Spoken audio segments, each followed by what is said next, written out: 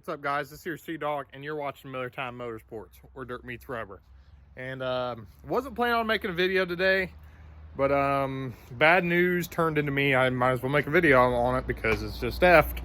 But the other day, we were putting the car back on the trailer from getting it scaled out at that one guy's place, and the rear end was acting really weird. We were pushing on it, like locked up. We didn't know why. It scared me. I pulled it off the trailer and it drove just fine here. I put on jack stands and it was, I started spinning the wheels and stuff and it seemed fine. So I just forgot about it. But today, let me just show you. Check this out. So we can spin it this way. I can try to, but watch this. Dead stops. It just absolutely will not move past that point. Backwards, it is stuck. So great. But and it's definitely not the brakes. I was already looking at the brakes. Definitely not the brakes. It's just right there, stuck, locked up. So trying to figure out what gear ratio it has in it. I was told, but I just wanted to confirm. I was told it had a 620 in it, and I plan on putting a 650 in it. So we're turning the rear end anyway. I was gonna wait to get it at a shop with a lift so we could do that. But I need to know what's going on. So I guess we're going to be tearing in dirt today. So stay tuned. We'll show you what ends up happening. All right, guys. So I went ahead and I took the drive shaft off, and it's still locked up. So it's not the transmission. And went ahead and start taking this side, the brakes and the rotor off. And we're going to go ahead and pull the axle tubes out, or the axles out on both sides. And it's still. So you'll go this way. We come this way. Well, golly, the brake's holding right there, just solid.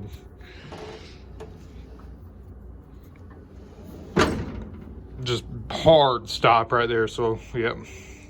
We'll go ahead and pull the axles out. You gotta pull these off, slide them out both sides, and then we'll crack into this intersection. So we'll see what happens. All right, guys. So got the axles pulled out of both sides, and I cracked open the middle, and I'm just letting it drain now.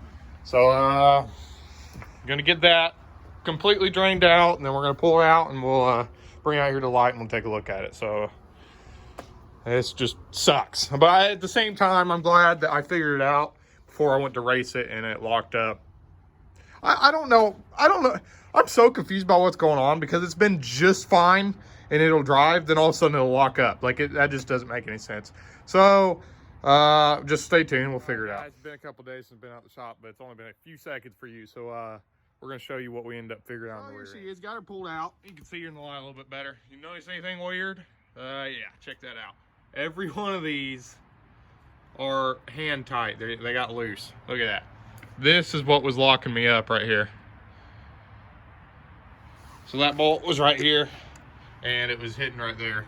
So yeah, there's my problem, guys. I'm happy with that. Didn't break anything. It's just bolts came loose and whatnot, and I didn't run it like that. So yeah, I'm happy, not locked up, just these. What I ended up doing is the day after I initially made this video, ended up running a Durabelt, and I ordered me a gear. I ended up getting a whole assembly because I'm just running out of time. Well, now I'm gonna keep this as a spare. I was talking to the guys over there, and I think it's best. I'm gonna keep this one spare. I bought a case for it. We're gonna rebuild this one as a spare, but I bought a completely assembled new one ready to bolt in, so I'm gonna be getting that Wednesday.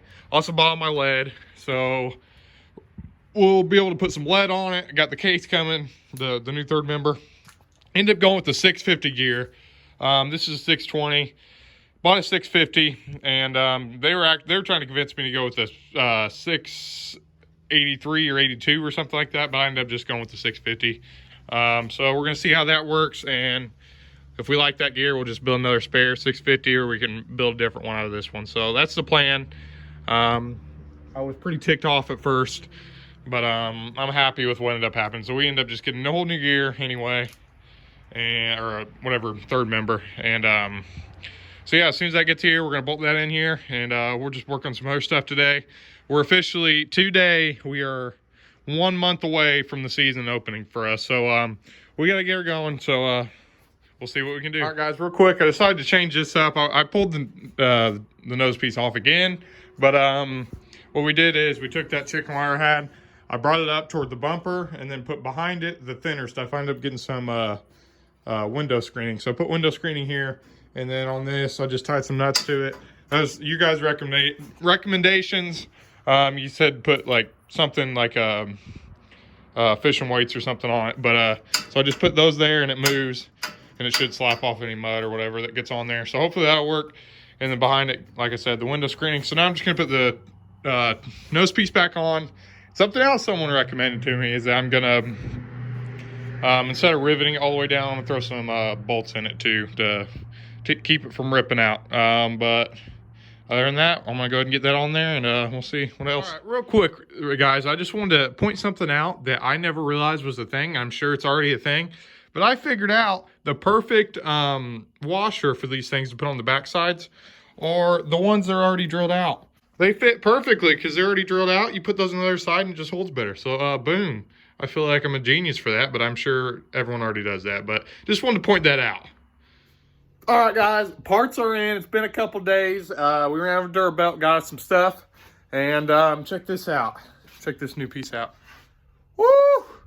Brand new. Got it from Performance Engineering and Manufacturing. But they set me up with a piece here. It ran me, it was pretty expensive, I'm not gonna lie. It was like almost $700, but it comes completely ready to go, ready to bowl in your car.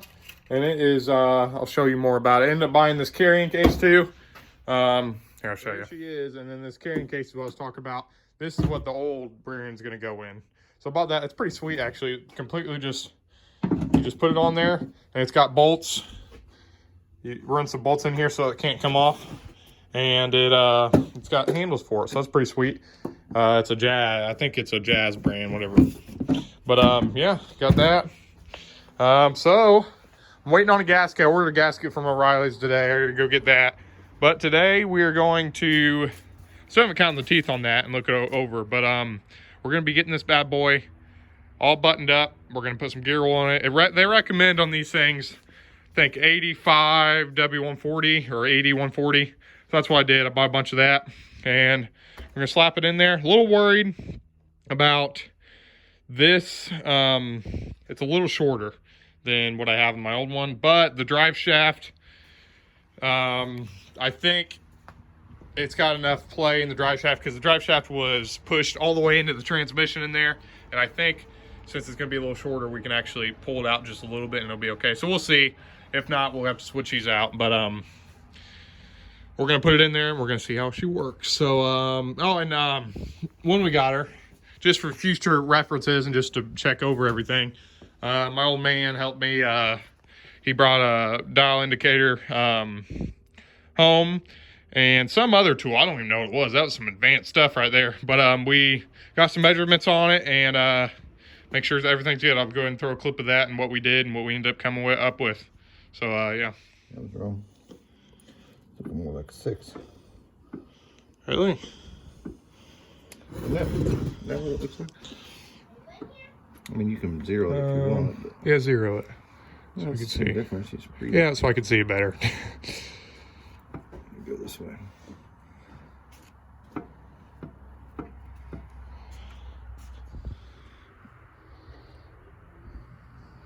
You don't want the initial pull. You want to get it spinning and then read it.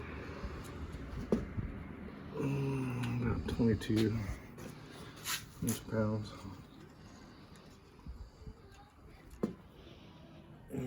Maybe I'd go with 24. 24. So here she is. What a piece right here. Full spool, and it's just completely brand new. I mean, they just completely go through them, and pretty pumped up about it. I'm gonna go ahead and count the teeth on that one too. Make sure that's right. I'm sure it is. But then we're gonna get that one cleaned up, and we're gonna throw her in this bad boy, and she's gonna stay for storage until I get the chance to build that one. But yeah, here she is. Pretty sweet. Pretty pumped up about her. We'll go ahead and we'll cut. I'm gonna go run to the hardware store real quick, and then we'll start slapping that bad boy in there. Quick, if you care to see old Wrist Twister, he doesn't make videos anymore because he's a crackhead. He's been through like 10 different bikes in the last month, but what is this? I don't even know. It's the same exact bike as my old one, but a nicer version of it. So there you go. 16 KTM 250 XCF. Leave a comment if you want to see more from Wrist Twister. He's kind of lame. He doesn't like to post videos anymore, so we'll have to get on him, and he'll start making more if you want to see stuff like this. All right, guys, here we are with the 9-inch housing, and I went and got a gasket, and I tried to get this air breather right here is like done for. It was just clogged up, and I tried to clear it up, and it will not let any air pass through it whatsoever. So I got a new one. It was the wrong one, but I did get a gasket. So now I already did a little bit. We're gonna go through and make sure we get all this old gasket material that's still on here and scrape it off here. You wouldn't believe how much metal I found in this thing, so that's awesome. But I'm getting rid of that whole thing, and the actual axles are okay, so shouldn't be a problem. I scraped all the metal out and cleaned all the fluid out for the most part, and now we're just gonna put a new gasket on it. And I try to get wrist twister out here to help me get that thing. Is heavy, but we're gonna go ahead and get that thing back on there and get the axles back in. I think we should be good. All right, guys, it has been a long day. I'm gonna show you what we got going, but it ain't gonna work yet. But I decided we're gonna call it a video, and hopefully the next video will have it fixed. But I'll show you what we got going on here. So we got it bolted up finally, I got it bolted up, and it was a pain in the butt. Finally got everything to work. All the studs wanted to get pushed in and whatnot. Finally got everything to work. But the difference is here is that flange is way shorter than that flange right there. So it's making the drive shaft have to be pulled out more, and the drive shaft is not long enough. I've got 3 drive shafts, and of course none of them's gonna work. This one's just too short, so what's gonna have to happen, and the caps, these caps are bigger than what this takes too on the U-joint. These caps are too big, and that's too small of the flange is.